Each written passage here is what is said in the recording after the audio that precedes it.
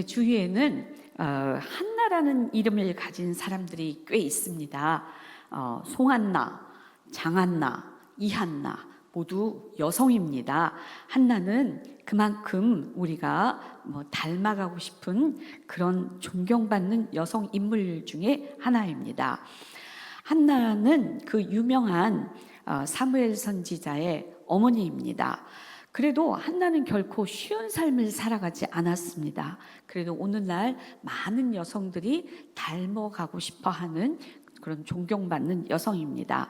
오늘은 사무엘 어머니 한나의 삶을 통해서 하나님의 섭리와 은혜에 대하여 성도 여러분과 함께 은혜를 나누고자 합니다. PPT 좀 틀어주시겠습니까? 네, 한나의 남편은 엘가나입니다. 사무엘상 1절과 2절에 보면은 남편 엘가나가 보통 평범한 집안이 아니고 굉장히 뼈대 있는 집안이라는 것을 우리가 알 수가 있습니다. 그리고 엘가나는 한나 외에 아내가 하나 더 있었습니다. 그 아내는 분인나라는 둘째 아내가 있었습니다. 그런데 본처 한나는 자녀가 없었고 둘째 부인 분인나에게만 자녀가 있었습니다. 어쨌든 우리는 벌써 이 집안이 결코 평탄하지 않게 살았을 것이라는 것을 짐작할 수 있습니다. 옛날에는요, 그 여성이 자녀를 생산하지 못하는 것은 큰 수치였습니다. 복이 없는 것의 상징이었고 저주의 상징이었습니다. 유교 문화권이었던 우리 조선시대에도 칠거지약이 있었습니다. 칠거지약은 남편이 아내를 합법적으로 내쫓을 수 있는 7가지 이혼 사유를 이야기합니다. 예를 들어서 시부모한테 불손하게 했다던가 자식을 낳지 못함이나 불륜이나 투기나 도둑질 이런 것이 이유였습니다. 이스라엘 사회도 옛날 이스라엘 사회도 마찬가지였습니다. 결혼한 여자가 자녀를 생산하지 못하는 것은 큰 수치였습니다. 저주의 상징이었고 박복함의 상징이었습니다. 아마 남편 엘가나가 둘째 부인 분인나를 맞이한 것도 한나가 자녀를 낳지 못한 것이라고 우리는 짐작할 수 있습니다. 한나는 본처이지만 아마 죄인처럼 기가 죽어서 살아갔을 것입니다. 생육하고 번성하고 땅에 충만하라는 하나님의 지상 명령을 한나는 살아낼 수가 없었습니다. 반면 둘째 부인이었지만 분인나는 자신이 낳은 자식을 교두보 삼아서 마치 자신이 본부인처럼 활개를 치고 살았을 것이라고 우리는 짐작할 수 있습니다. 그래도 남편 엘가나는 한나에게 자녀가 없음을 안타까워하면서 한나를 진심으로 아꼈습니다. 4절과 5절에 보면은 남편 엘가나는 분인나에게 준 재물의 2배를 한나에게 주었습니다. 그 이유는 5절에 보면은 남편 엘가나가 한나를 사랑하였기 때문이라고 분명히 성경에 나와 있습니다. 그런데 한나는 남편의 이런 진정한 사랑도 제대로 받아들이지 못하였습니다. 한나에게는 남편에게 자식 하나를 낳아주지 못하는 그런 미안함이 있었을 것입니다. 그리고 자격지심도 있었을 것입니다. 자격지심으로 가득 찬 한나는 남편이 자신에게 2배로 재물을 주는 것도 자신이 불쌍해서 자신을 동정해서 그런다고 오해했을 수도 있습니다. 어쨌든 한나는 자녀가 없기 때문에 제대로 삶을 누리지 못하고 슬프고 우울한 삶을 살았을 것입니다. 한나의 이런 우울한 삶에 휘발유를 껴안는 여인이 있었습니다. 바로 둘째 부인 분인나였습니다. 6절에 보면은 적수란 표현이 나와 있습니다. 적수인 분인나가 한나를 격분하게 하고 괴롭게 하였다고 나와 있습니다. 아마 분인나는 자녀가 없는 첫째 부인 한나를 전혀 배려하지 않았을 것입니다. 오히려 자신이 낳은 자식들을 한나 앞에 데려와서 유세를 떨면서 한나를 치욕스럽게 하고 마음 아프게 했을 것입니다. 이 집안의 실질적인 본처는 나야, 이렇게 하면서 한나를 존중하지 않고 아마 대놓고 무시했을 수도 있습니다. 그래도 한나는 자신의 노력으로는 이 상황을 어떻게 극복할 방법이 없었습니다. 당시에는 지금처럼 실험관하기 시술, 불임 클리닉, 난임 클리닉 이런 게 당연히 없었죠. 그저 하나님으로부터 자녀가 오는 거다 생각하고 하나님이 나에게 자녀를 주시지 않나 보다라고 이렇게 여겼을 뿐입니다.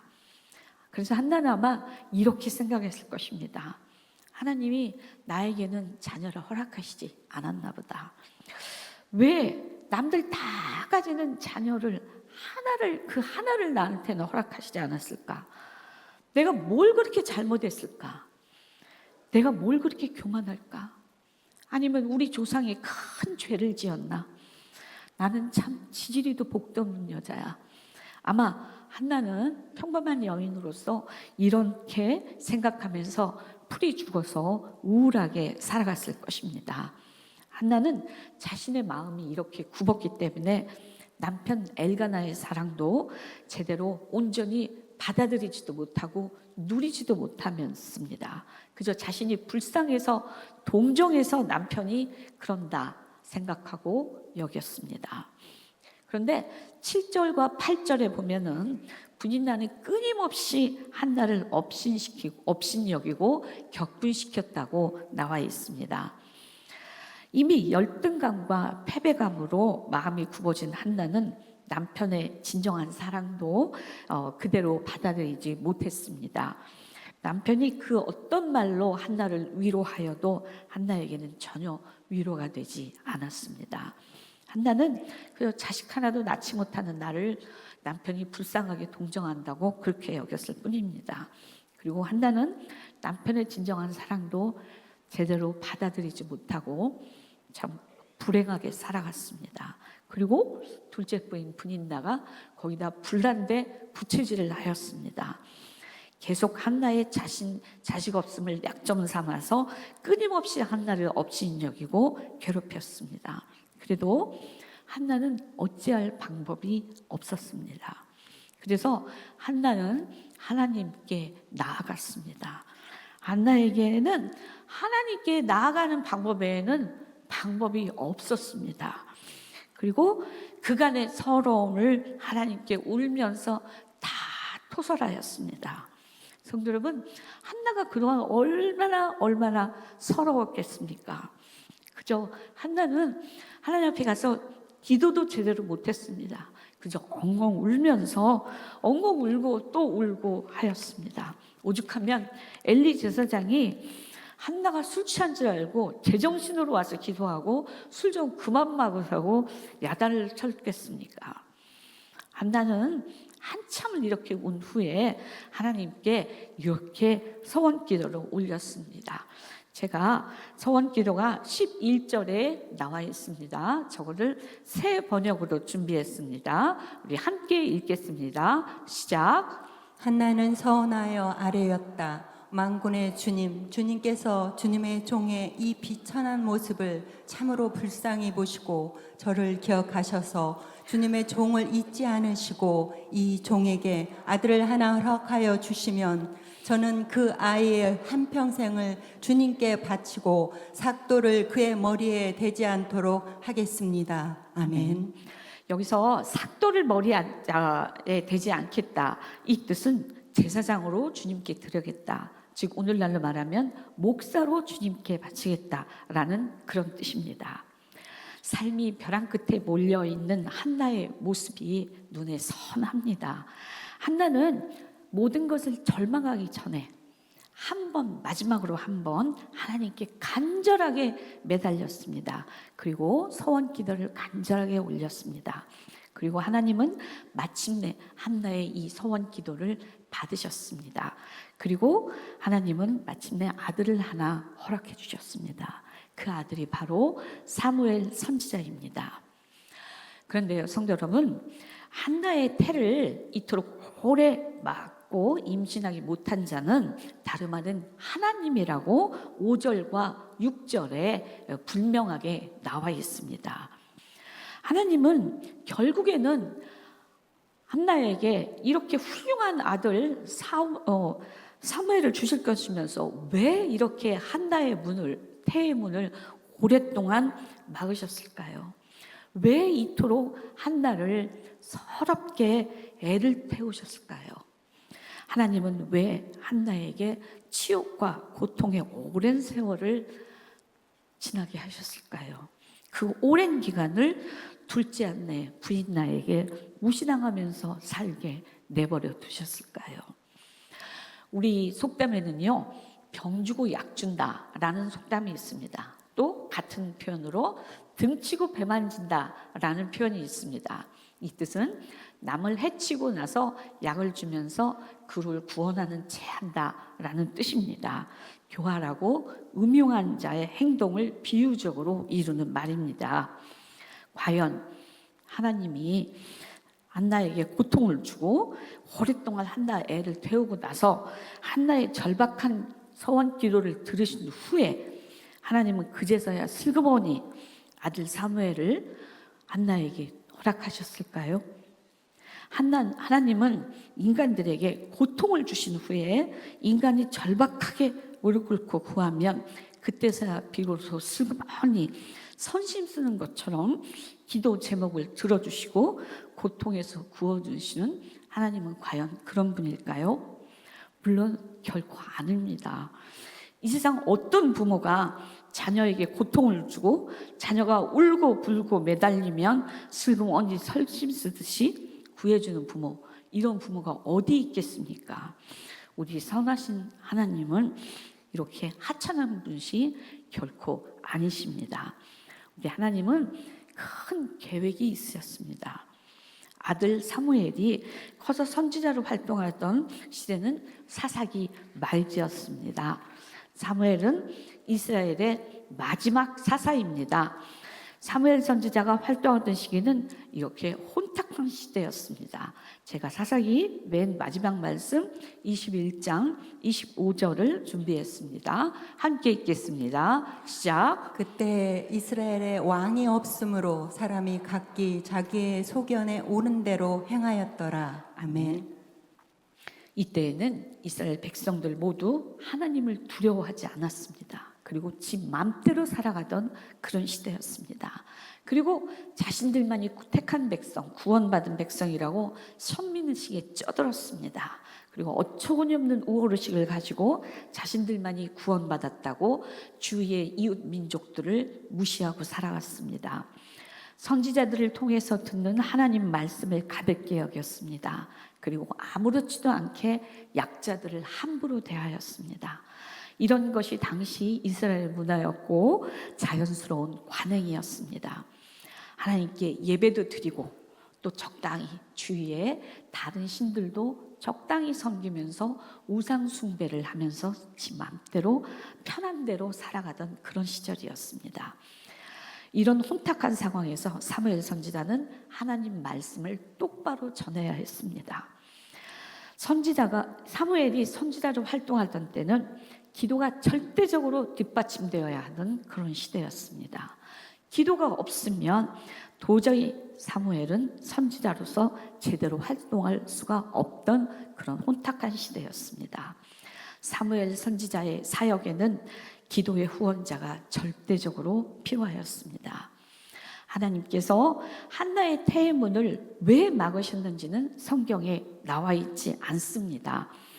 하나님께서 한나를 사무엘 선지자를 위하여 간절히 기도하는 자로 훈련하기 위하여 오랫동안 태의 문을 막으셨다고 그렇게 해석하는 몇몇 성경학자들이 있습니다.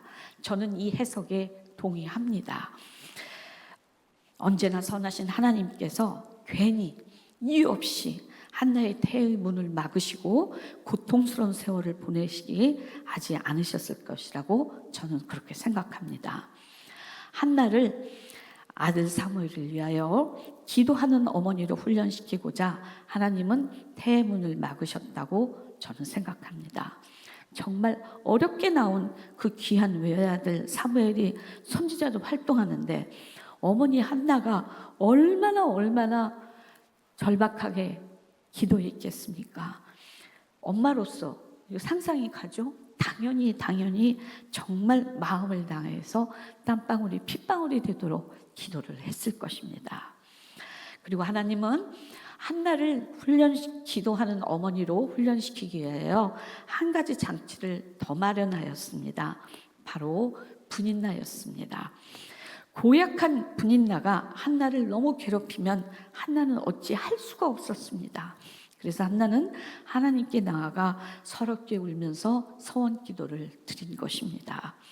만일 분인나가 착해서 한나를 형님 하면서 공경하면서 잘 받들고 사이좋게 지냈더라면 한나는 분인나와 그럭저럭 사이좋게 잘 지냈을 수도 있습니다. 그리고 하나님께 절박하게 나아가 기도하지 않았을 수도 있습니다. 어쩌면 분인나가 한나에게는 아들 사무엘을 낳을 수 있게 했던 산파 역할을 했을 수도 있습니다. 성도 여러분, 우리도 살아가다 보면 분인나 같은 사람들을 가끔 만납니다. 우리의 어쩔 수 없는 치명적인 약점을 가지고 우리를 조롱하기도 하고 또 우리를 제압하려고 하기도 합니다. 그럴 때는 속절없이 당할 때가 있습니다. 하도 당하다 보면 우리도 그들이 했던 대로 되갚아주고 싶은 그런 마음이 스그머니 생깁니다. 그런데 그들도 어떻게 보면은 하나님께서 연약한 우리를 한나처럼 훈련시키기 위하여 예비하신 선한 도구일 수도 있습니다. 그리고 한 가지 더 중요한 사실은 분인나는 한나를 절대로 이길 수 없었습니다. 분인나와 한나 중에서 최후의 승자는 한나입니다. 한나가 낳은 아들 사무엘이 바로 이스라엘의 지도자가 되었습니다. 저도 분인나 같은 사람들 몇 번 만나본 경험 있습니다. 그럴 때마다 저는 한나를 머릿속에 떠올렸습니다. 그리고 최후의 승자는 한나이다 라고 생각하면서 분인나와 맞서지 않으려고 참으로 노력하고 또 노력하면서 살아왔습니다. 성도 여러분, 하나님은 언제나 선하고 옳으십니다. 우리 아버지 하나님은 우리에게 까닭없는 고난을 겪게 하는 그런 대책 없는 분이 아니십니다. 살다가 분인나 같은 사람을 만나더라도 우리는 격분하지 말아야 합니다. 언제나 선하신 하나님의 섭리를 꼭 믿어야 합니다. 하나님께서 우리를 훈련시키기 위해서 분인나 같은 사람도 우리 곁에 두셨습니다. 하나님께서 우리를 위하여 준비하신 훈련을 한나처럼 온유와 겸손과 기도와 순종으로 우리도 통과해야 합니다. 오늘 여기 모이신 성도 여러분 모두 살아가다가 분인나 같은 사람을 만나더라도 한나처럼 순종과 기도로 최후의 승자가 되시기를 주님의 이름으로 축원합니다.